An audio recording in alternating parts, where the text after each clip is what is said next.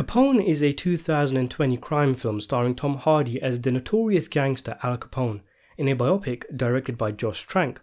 I've been following it for a year or two now on the channel, and the movie has quite a history.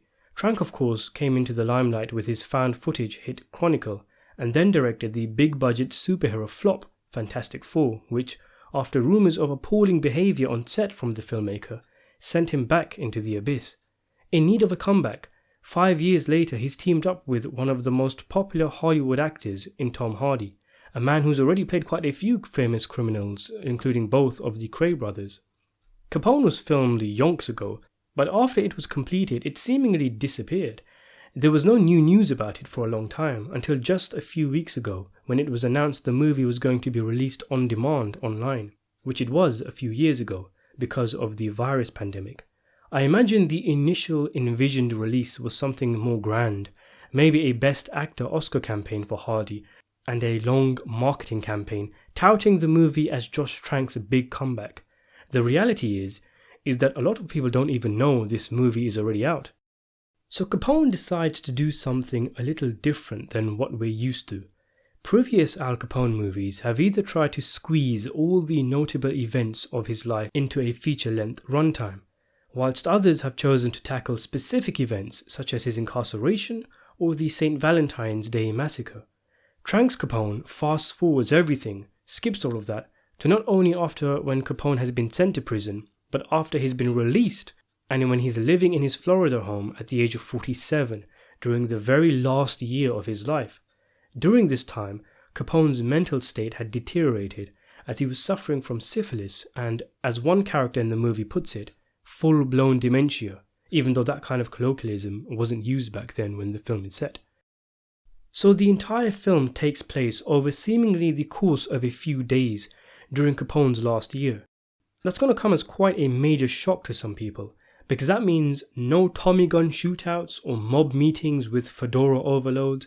The movie contains no flashbacks to Capone's heyday, only a few brief Alice in Wonderland style sequences where Capone's memories, fantasies and reality becomes fused, and for much of the runtime we can't really be too sure if what we're seeing is real or in his head. So just to reiterate, they've tried something different with this film, and it is not a gangster movie. It is pretty much a film about a mentally handicapped guy sitting on his porch and staring into his garden, drooling every so often. And as however interesting you think that may sound, is how interesting this film is. I don't even know where to start with this film. Alright, so let's start with Tom Hardy as Capone. I mentioned about a year ago that Hardy said that his voice in the film was inspired by Bugs Bunny. And he wasn't kidding, because I did a double take when I heard him speak. He actually speaks like this. "My name is Al Capone, and I look like a goblin extra from Lord of the Rings." That's a terrible impersonation, I apologise. But he actually sounds like Bugs Bunny doing Edward G. Robinson. It sounds like a parody, like a Looney Tunes character. The way he talked actually made me laugh quite a few times throughout the movie, like one part where he gets slapped by a woman, and then there's this momentary silence, followed by his "ow." It's just perfectly timed. The only thing missing was the laugh track. Everything about him is over the top, from the amount of grumbling and mumbling he does, the way he talks and the cartoonish way he looks. He would have looked at home in a Dick Tracy movie or a Saturday Night Live sketch. Hardy's performance itself isn't too bad for what he was going for.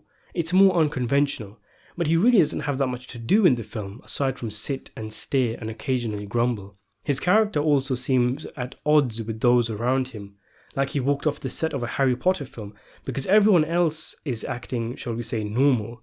And then there's Hardy failing his arms everywhere and spluttering and falling on his arse every half an hour. I understand that Trank is trying to humanize Capone and demystify him, and showcase just how different his later years were from his heyday. He even listens to a recreation of the St. Valentine's Day massacre on the radio and is unable to comprehend what is going on or recognize himself. I understand what Trank was going for. Capone is distant in every way to those around him. His family are trying to get through to him and connect, but he's too far gone, and he isn't able to recognize those around him, and even when he does, half the time he's talking to people who aren't there. But the level of ingenuity and subtlety when it comes to the introspectiveness and surreal aspects of the film is schoolboy level stuff, like Capone talking to someone sitting in a chair, and then another character comes along all confused, and we cut to a wide shot, showing that there's no one actually sitting with Capone. He was talking to a figment of his imagination. We've seen this kind of stuff before so many times. It's so basic, and the way the film handles it, it's like the movie thinks it's so clever by giving us scenes like this when they're telegraphed a mile away. Plus, I feel the movie cheats when it comes to this as well, because there's one character who spends a lot of time with Capone, who is later revealed to be a figment of his imagination, a nightmare haunting him from his violent past. But the thing is, we are shown this character in scenes separate to Capone, like when he's doing his girlfriend. That's just straight up cheating. It would be like if Brad Pitt had a lot of screen time to himself without Ed Norton in Fight Club. It's disingenuous and intentionally misleading. And going back to the deconstruction of Al Capone, I'm not sure Trank's definition of the word demystifying is quite the same as the rest of the world, because his presentation of an empathetic, real-world, past his prime Al Capone involves seemingly trying to sabotage the image of Capone, like Trank has some kind of personal revenge mission against Al Capone. Maybe Capone did a drive-by on Trank's great-granddad or something, because a highlight reel of the movie would involve Capone pissing his pants, shitting the bed, falling on his backside, watching The Wizard of Oz, and starting a karaoke when the lion does his song, being tricked into chomping on a carrot instead of a cigar, and subsequently spending half the movie with a carrot in his mouth, and dressing up as a woman. I'm not even joking, look, here's a shot of Capone dressing up like a foxy lady, and everything I just mentioned happens in the movie. There's one part where he runs after a kid with a balloon, and the balloon's always hovering around in the background during a few scenes here and there, and you might be forgiven for thinking you accidentally started watching some deleted scenes from the It movies, you know, those clown films. Shitting his pants is probably the most frequent thing Capone does in this film. There's one part where Capone is interviewed by the FBI, which is the funniest scene from any 2020 movie I've seen so far. It's bloody bonkers, and by this point I was sure, or at least desperately hopeful, that Trank was taking the piss, because surely he doesn't think his film is some kind of high art. The FBI guy asks Capone a bunch of questions, and Capone inventively takes the Fifth Amendment by dropping his chin and just going snoring away like a scene from a Will Ferrell comedy. And then it only gets funnier, and by this point I was actually laughing out loud. The FBI guy starts saying something like, "Where's the money, Al? Where have you hidden the money?" And Capone strategically changes the subject by letting rip a massive bazooka, a proper full-on eggs and bacon, which artfully transcends into a kind of egg boiler plop, plop, plop, plop, plop, plop sound, as clearly Capone has once again shat himself. And it doesn't end there, because there's just time for one last hurrah of the arse trumpet, with a perfectly timed concluding after the lawyer declares Al Capone doesn't have any idea what's going on. It was hilarious. I couldn't believe what I was seeing. It was like they accidentally left one of the outtakes in the film where the cast and crew are just messing around and farting with each other. It was by far the most entertaining scene in the film where pretty much nothing else happens. And it's not as if it was delivered with some wit or irony or a sense of humour. Every scene in this film is flat and without flair. The movie has no tone. It isn't comedic. It isn't filled with tension. It's just nothing. An hour and 45 minutes of nothingness with the occasional unintentional humour from the constipated looking Capone. I don't think I've ever seen a crime film so boring and yet so entertaining at the same time, but for all the wrong reasons. Maybe Mobtown, which I watched and reviewed on the channel last year, but that film didn't have Tom Hardy diarrhea blasting his way through an FBI interrogation.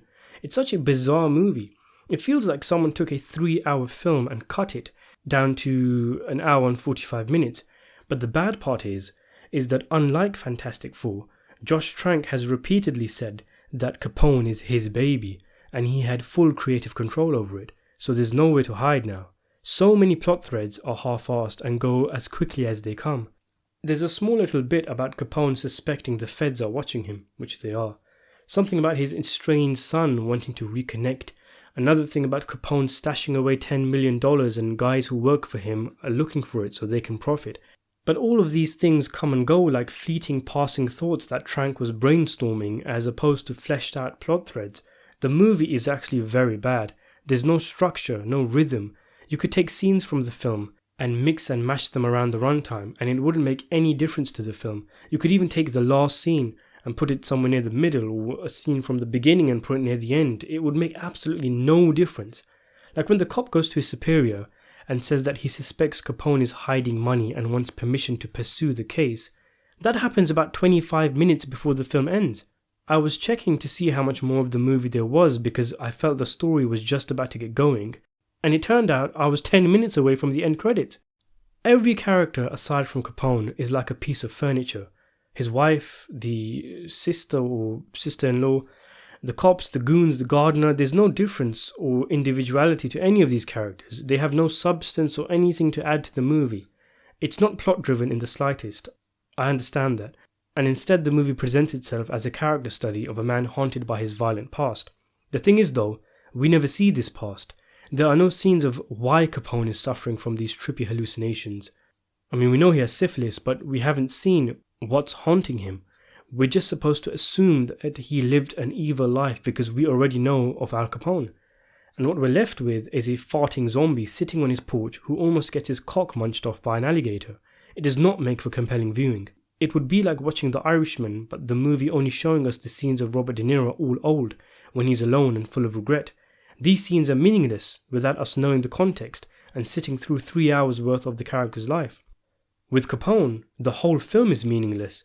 It feels like it's trying to be that last half hour of The Irishman. It feels like an epilogue that's been stretched to 1 hour and 45 minutes. It feels like a stale cup of coffee after a filling meal, but we never got the meal.